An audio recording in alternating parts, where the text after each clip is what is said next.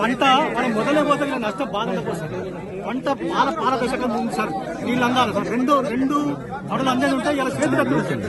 దాంతో ఏమైందంటే 25,000 పెట్టుబడి పెట్టి శ్రమ పోయి ఇలా మనకి ఏమైందంటే అప్లపలు అయినారు సార్. ఇప్పుడు ఎక్స్పెరిమెంట్ వల్ల మన గవర్నమెంట్ ఈ 6-7 సంవత్సరాలు ఈ సంవత్సరం ఎండిపోయింది సార్ పంట. నీళ్ళు ముడుపునాడు ఉండే కదా సార్. నీళ్ళు ముడుపునాడు ఇప్పుడు ఉన్నాయి. ఇప్పుడు మన కాళేశ్వరం నీళ్ళు ఎత్తిపోతే మాకు నారాయణపూర్ నిండితే మాకు వచ్చేది సార్. నారాయణపూర్ ఒక కుట్ర లేదు సార్. ఈ ప్రభుత్వంలో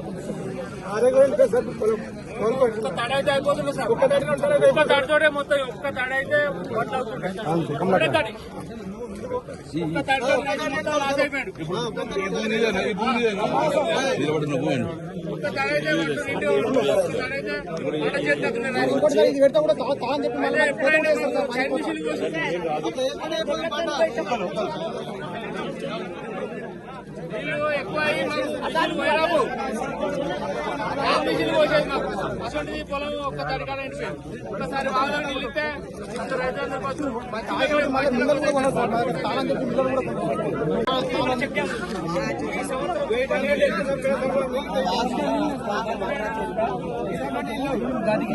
SRSP D89 కి నాకు సార్. ఇది ముఖ్యంగా జిల్లాపస్తులు ఇరుకుల్లో ఎల్లబోతారు గ్రామాలన్నీ ఊరికొక 100 ఎకరాల చొప్పున ఎండిపోయినాయి సార్. అదేవిధంగా మన కొత్తపల్లి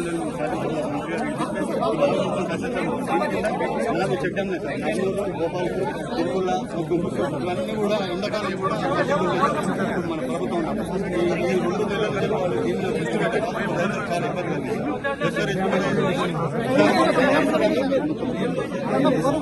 అడిగింది చెప్పిన 5 గ్రామాలు మొత్తం చాలా అక్కడ సిఆర్ లేకుండా అన్నగారు కూడా సిఆర్ పెట్టించారు.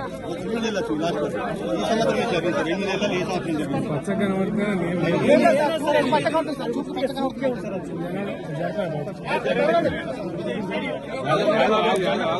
కొంచెం సార్.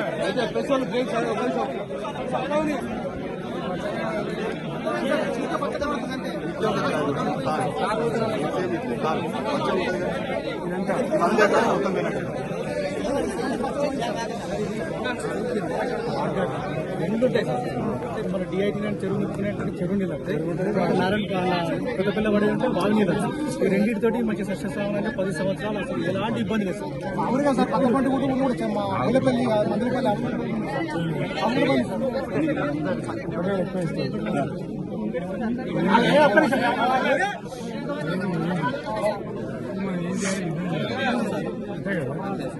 ఎకరానికి 25,000 కట్టేయాలని మనం కొట్టాడుతున్నాం.